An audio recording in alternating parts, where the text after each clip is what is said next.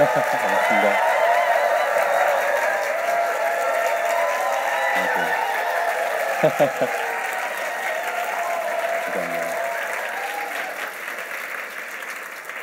Einen wunderschönen guten Abend wünsche ich Ihnen allen. Es freut mich, dass Sie hier sind.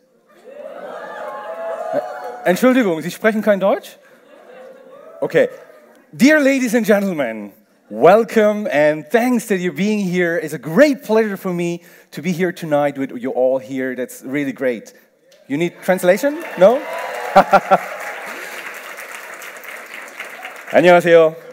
뇌 속에는 또 다른 뇌가 있다의 저자 장동선입니다. 반갑습니다. 네. 여러분께서는 방금 서로 다른 세 명의 저를 만나보셨습니다. 연구 결과에 따르면 우리가 어떠한 언어를 하느냐에 따라서 우리가 같은 드라마를 보고 같은 영화의 주인공을 보더라도 다른 언어를 들을 때 그 사람을 우리가 받아들이는 그 태도가, 그 사람에 대한 인상이 다르다고 합니다. 그래서 저는 영어, 독일어, 한국어로 다 인사를 드렸는데 그것도 아름다운 우리말로 계속 강연을 진행하도록 하겠습니다. 저는 독일에서 태어났고요. 또 뇌를 전공했습니다. 뇌과학자인데 사실 지금 여러분의 눈빛을 보고 있으면 제가 느끼는 것과 비슷한 것 같아요. 저는 여러분이 궁금하고 여러분은 아마 저 사람은 어떤 사람일까, 어떠한 이야기를 할까 저를 모르시기 때문에 많은 생각을 하고 계실 겁니다. 그런데 재미있는 건 여러분의 뇌는 이미 많은 것을 알고 있어요. 제가 설명하지 않았는데도 제 성별, 제 나이, 또 외국에서 좀 살다 온 것 같은데 약간 어색한데 뭐 이런 것들까지 다 여러분의 뇌는 인지를 하고 있습니다. 근데 가끔 이 뇌가 수많은 정보를 다른 사람에 대해서 판단하기도 하는데 재밌는 상황이 생기기도 해요. 제가 가지고 온 재밌는 얘기는 한국에 살고 있는 보이스 액터, 그러니까 외국 친구 얘기인데요. 그냥 아담이라고 해두죠. 아담은 한국에서 오래 살아서 한국말을 완벽하게 해요. 근데 어느 텔레비전 방송이랑 가끔 여행을 다닙니다. 외딴 시골 마을에 외국인은 한 번도 보시지 못한 어르신들을 만나서 대화하는 장면 이런 거를 찍었던 방송이 있었어요. 그중에 제가 제일 좋아하는 장면이 그 친구 아담이 저 시골 외딴 마을에 가서 이제 어르신 어느 슈퍼 구멍가게에 갔어요. 근데 목이 너무 말라서 저기 어르신 제가 물 한 잔 얻어 마셔도 될까요? 이랬는데 어르신이 충격받은 표정으로 아담을 바라보는 거예요. 아무 말 없이. 그래서 내가 너무 작게 말했나 해서 어르신 좀 물 한 잔 얻어 마실 수 있을까요? 이렇게 물어봤대요. 아주 유창한 한국말로. 근데 갑자기 그 어르신께서 뒤돌아서서 뛰어가시더니 얘야 이리 와봐. 이상해, 내 머리가 이상해. 내가 갑자기 영어가 들리네. 영어를 알아들어 내가. 이게 뭐지? 이러시는 거예요.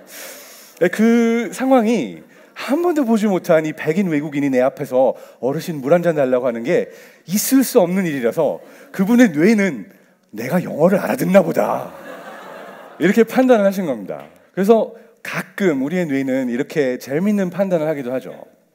근데 이 이야기에 또 다른 슬픈 뒷면이 있습니다. 그건 제 이야기와도 비슷한데 아담은 사실 한국에서 살고 싶어 해요. 한국에서 오래 살았고 본인은 한국인이고 싶어 합니다. 그렇지만 많은 이들은 그를 한국인으로 인정하지 않아요. 바로 외모만 보고 네가 어떻게 한국인이야 이렇게 대하죠. 그래서 가끔 그는 자기가 여전히 거의 10년 가까이 여기 있었는데도 불구하고 이방인으로 느껴진다는 것, 다른 사람으로 느껴진다는 게 좀 슬프다고 얘기할 때가 있어요. 그리고 제가 사실 뇌과학을 공부하게 된 이유도 그거와 똑같습니다. 저는 독일에서 태어나서 하이델베르크에서 태어나서 어린 시절 그쪽에 살다가 한국에도 와서 잠깐 살다가 다시 독일에 갔다가 하필 고등학교 때 열심히 야자하던 시절에 또 한국에 와서 고등학교를 다니고 그리고 나서 독일에서는 고등학교만큼 공부를 시키는데 대학교는 독일로 가는 실수를 범하고 그리고 또 부모님께서 넌 한국 사람이니까 해서 군복무까지 마치러 다시 한국에 왔습니다.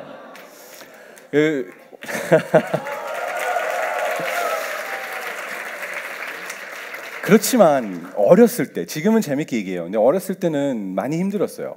독일에서는 너 머리 까만색이잖아. 네가 어떻게 독일이냐 이러면서 좀 저를 늘 외국인으로 보는 시선이 있었고, 한국에 와서는 가끔 어색하고 이 눈치가 빠르시잖아요. 참고로 눈치라는 언어는 세계에서 한국인만이 갖고 있는 언어입니다.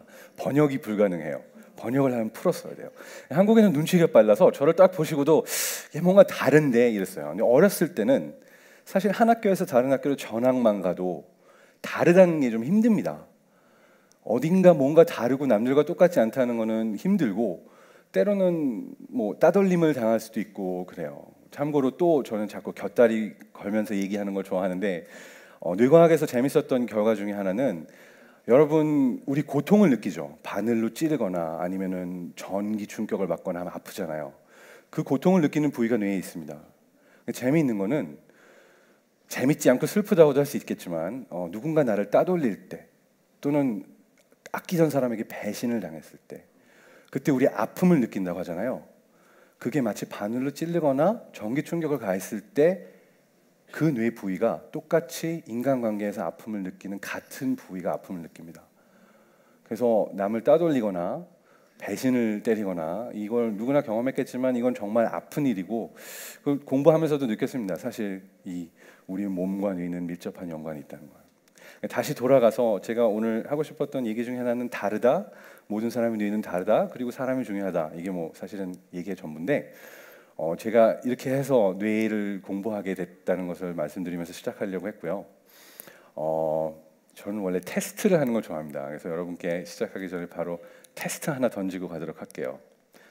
자, 이건 무슨 도형일까요? 언뜻 보면 어린 아이가 끄적끄적 그린 원이 맞을 수도 있겠죠? 이 도형을 보고 원이 맞다, 이건 원 같다. 한번 손 들어주세요. 자, 근데 아무리 봐도 어린애가 그렸어도 이건 원이 아니지. 원은 정확한 정의가 있잖아. 내가 볼 때 이건 원이 아니야. 타원에 가깝거나 뭔가 다른 도형이지만 이건 원이 아니다. 손을 들어주세요. 재작년에 나온 연구 결과가 있습니다. 미국에서 나온 연구인데 이러한 도형을 보고 원이라고 믿으시는 분들은 진보 성향이 강하고 원이 아니다 하시는 분들은 보수 성향이 강하다는 한국에서의 결과는 아니고 미국에서 있었던 연구 결과입니다. 그 이유는 실제로 테스트를 했는데 노숙자들에게 더 많은 지원금을 주는 게 옳습니까? 불쌍한 사람들을 도와야 합니까? 복지가 좋아져야 합니까? 이런 것에 대해서 이걸 원이라고 보신 분들은 더 많이 그래야 한다고 하셨고 다른 분들은 안보 문제, 이게 원이 아니다라고 하신 분은 안보 문제, 경제 문제가 더 중요하다 이렇게 대답을 하셨다고 해요. 그 이유는 도형 하나지만 우리 뇌가 외부의 것을 판단하는 데 있어서는 규범에 맞춰서 판단하는 사람의 성향이 있고 그냥 뭐 좋은 게 좋은 거지 그럴 수도 있잖아 이렇게 가는 성향도 있고 그걸 대략 이제 진보 보수로 나눈다고 합니다. 근데 여기에 또 하나 재밌는 게 있어요. 지금 제가 여러분 나눴죠. 이게 원이라고 생각하시는 분들 손 들어주세요. 자, 원이 아니라고 생각하시는 분들은 이분들을 한번 바라봐 주세요. 어떤 분들이었나. 반대로 이게 원이 아니다라고 생각하시는 분들도 손을 들어주세요. 자, 반대로 한번 바라보세요. 어떤 분들인가. 만약에 제가 여러분과 실험을 한다면 이 두 그룹을 나눴어요. 정확히 원이다, 원이 아니다. 그리고선 서로 모르시는 분들이 모였는데 그냥 내 첫인상, 직감만으로 상대를 판단해 주세요 라는 테스트를 드린다면 재밌게도 원이라고 생각하신 분들은 서로를 굉장히 좋게 봐주시는데 원이 아니다라고 생각하신 분들은 또 서로를 좋게 바라보지만 저 상대편은 뭔가 이상한 사람들 이렇게 바라볼 수 있을 겁니다. 그 얘기는 우리 뇌는 사실 되게 사소한 것만 가지고도 편가르기를 잘해요. 그거를 이제 실험으로 우린 많이 연구를 하는데 이제 미니멀 그룹 패러다임이라고 해서 한쪽에는 초록색 옷을 주고 한쪽에는 파란색 옷을 주고 그 다음에 한 번도 서로 보지 못하는 사람들끼리 서로 한번 이 사람은 어떤 사람 같습니까? 이렇게 답을 하게 해요. 그럼 재밌게도 같은 옷 입고 있는 사람들끼리는 그냥 그날 받은 옷인데 이 사람들이 훨씬 잘생기고 멋있고 뭔가 똑똑한 것 같아라고 서로 판단을 합니다. 그래서 우리는 편 나눌 때 일단 나뉘고 나면 상대편이 미워 보이잖아요. 그런데 사실 편 나누기란 되게 쉽습니다. 그래서 저희도 실험실에서 늘 하고 있어요. 이것을 말씀드리고 싶었던 부분인데 이 편가르기가 사실은 문제가 되기도 합니다. 아까 말씀드렸던 것처럼 상대가 더 나쁘게 보이기도 하고 제가 한국 다시 돌아온 지 지금 얼마 되지 않지만 막 꼴통 우파 빨갱이 좌파 뭐 온갖 그 수식어를 붙이면서 서로를 굉장히 비난하는 분위기들이 가끔 있어요. 그 부분에 대해서 오늘 말씀드리고 싶었던 것이 있는데 그룹을 나누는 게 되게 쉬워요. 그리고 우리 뇌가 그룹을 나누는 이유는 사실 우리가 원시 시대 인간들로부터 진화해 오면서 그렇게 크게 뇌가 변하지는 않았습니다. 그 당시에는 아무래도 우리 부족, 우리 동굴에 있는 사람이 중요했겠죠. 그 사람들과 함께 힘을 합쳐야 우리는 싸워서 이길 수 있었겠죠. 그렇기 때문에 우리는 우리 편은 좋은 사람들이고 저쪽 편은 뭔가 나쁜 사람들이다, 이런 식으로 생각을 하면서 어떠한 단결감, 협동심을 기르는 일이 있었어요. 그렇지만 시간이 변해서 지금 세상에서는 좀 다릅니다. 지금의 세상은 오히려 다른 사람을 인정해야 혁신적인 아이디어도 나오고 화합할 수 있고 경제도 발전하고 우리 모두의 삶이 나아진다는 연구 결과들이 많이 있습니다. 제가 이 얘기를 하려고 한 거는 사실 뭐 정치 얘기를 빠지려고 한 것은 아니고 연구 결과들을 보다 보면 재밌는 것들이 많아서 그걸 하려고 한 건데, 제가 다른 연구 결과도 하나 드릴게요. 우리는 나랑 같은 선택한 사람 좋아하고 다른 사람 싫어하잖아요. 많은 이유를 대잖아요. 근데 그 이유가 사실 별거 없다는 연구가 있습니다. 자, 제가 한번 예를 드릴게요. 이거는 스웨덴에서 한 연구입니다. 스웨덴에서 했던 연구인데 두 사람을 보여줬어요. 우리 뭐 외국인들이니까 불러봅시다. 이 사람은 찰스예요. 찰스는 초록색 옷을 입고 있어요. 손에는 와인잔을 하나 들고 있죠. 이쪽 편에는 존이 있어요. 존은 파란색 옷을 입고 맥주병을 들고 있습니다. 근데 이 두 사람의 사진을, 찰스와 존을 아주 잠깐 보여줍니다. 그리고 누구를 고르겠습니까? 누가 마음에 드나요? 하고 물어봐요. 더 마음에 드는 사람 고르세요. 근데 왼쪽이 찰스여서 이 사람들이 찰스를 골랐다고 해요. 근데 사실 실험자가 마법 트릭을 하는 사람이었습니다. 그래서 이분은 분명히 찰스를 골랐는데 샥 바꿔치기를 해서 존을 줍니다. 그리고 나서 말을 하죠. 존을 고른 이유를 말해주세요. 그럼 신기하게도 이 사람들은 자기가 했던 선택이 바뀐 것도 모르고 거의 90%의 사람들은 나는 파란색이 좋아, 그리고 나는 맥주가 좋아, 그래서 이 사람을 골랐어요 라고 대답을 해요. 그러니까 재미있는 것은 나중에 물어보면 100% 나는 이유가 있어서 이 사람을 골랐어 라고 말을 하지만, 그 이유라는 것은 뇌에서 사실 내가 선택을 한 이후에 만들어졌다는 것이 신기합니다. 선택은 많은 경우에 무의식적으로 이루어져요. 내 주변 사람들이 어떻게 생각하는가, 나의 경험이 무엇인가, 또 뭐 그날의 기분일 수도 있고, 뭐 그날의 국제 정세, 그날의 뭐 많은 요인들이 있을 수 있어요. 그렇지만 일단 선택을 한 후에 우리는 우리의 선택이 옳다고 생각하고 그것을 고지하고 편가르기를 시작한다는 것이 저는 그 연구에서 굉장히 재미있는 연구였다고 생각합니다. 그런데 사실 이 편가르기를 하는 것이 좀 위험한 부분이 있는 게, 우리는 뇌가 그렇게 했으니까 그렇다면 편가르는 게 뇌의 일부인가 보다 생각을 하잖아요. 그렇지만 그렇지 않습니다. 이 연구는 힐러리 클린턴하고 바락 오바마가 당시 그 미국 민주당 경선을 할 때 했던 연구가 있는데, 그때 이제 그 각 지지자들의 뇌와 이걸 실험으로 서로 봤었어요. 마찬가지가 일어났죠. 힐러리 클린턴을 좋아하는 사람들은 오바마 좋아하는 사람들을 싫어하고 반대도 마찬가지였습니다. 재미있는 건 그렇게 나뉘어있던 두 그룹의 차이가 딱 미국 민주당 경선이 지나고 나서 사라졌다는 겁니다. 갑자기 다 우리 한 편이 된 거죠. 한 팀으로. 그렇게 우리는 편가르기를 하고 많이 나누지만 우리 뇌는 또 그것을 화합해서 하나를 뭉칠 수 있는 것도 굉장히 잘합니다. 그 부분을 말씀드리려고 했고, 항상 설명하는 것보다는 실제 예가 좋겠죠. 제가 여러분에게 다른 예를 하나 더 드리겠습니다. 제가 사진을 보여드릴 텐데요. 왼쪽, 오른쪽 둘 중에 하나를 선택을 하세요.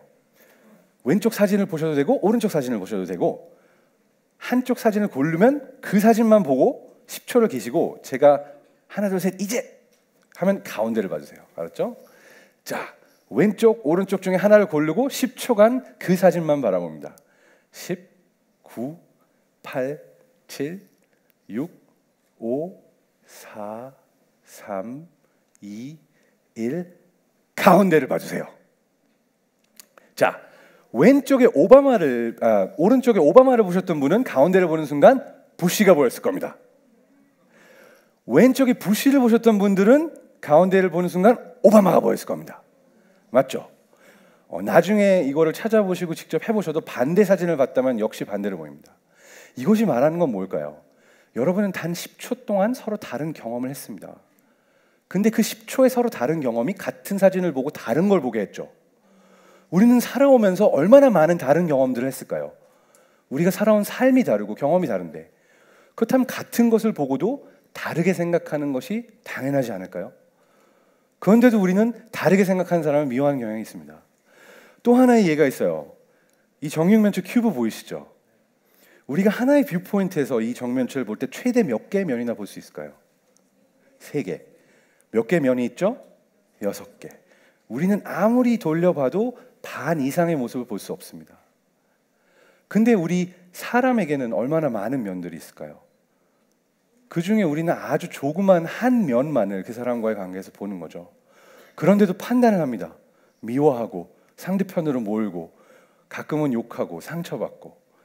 근데 그 사람에게도 이 정육면체보다 훨씬 더 많은 숨겨진 면들이 있다는 것을 기억하면, 그리고 우리가 잠깐 동안 다른 사진을 봤다는 사실만으로 같은 것을 보고도 다른 것을 볼 수 있다는 것을 기억하면 나와 다르게 생각하는 사람, 그리고 나와는 다른 쪽에 선 사람을 이해하는 데 조금은 도움이 되지 않을까 하는 것이 오늘의 메시지였습니다.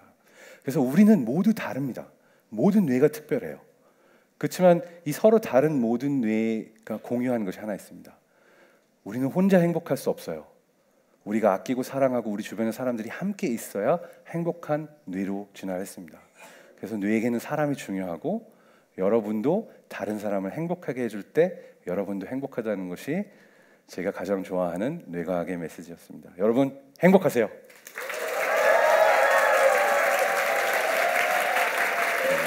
감사합니다.